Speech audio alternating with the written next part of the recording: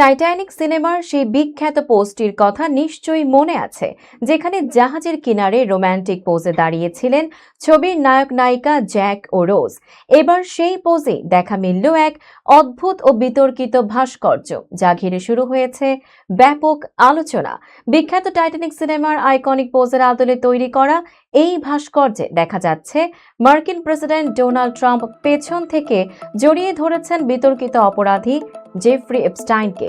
প্রায় 12 ফুট উঁচু সোনালী রঙের এই ভাস্কর্য মুহূর্তে পথচারী ও পর্যটকদের দৃষ্টি কাড়ে এবং সামাজিক যোগাযোগ মাধ্যমে দ্রুত ছড়িয়ে পড়ে।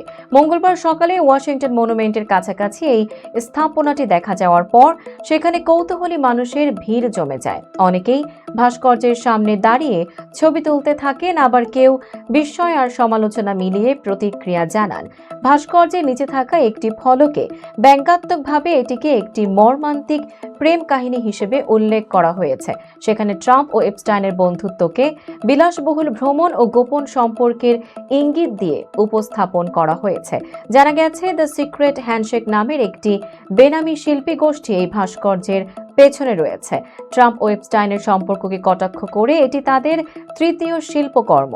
ভাস্কর্যের পাশে ঝোলানো একটি ব্যানারে মার্কিন বিচার বিভাগের প্রতীকের ওপর জাস্টিস শব্দটি মুছে দিয়ে এপস্টাইন ফাইল নিয়ে প্রশাসনের গোপনীয়তার বিষয়টিও ইঙ্গিত করা হয়েছে।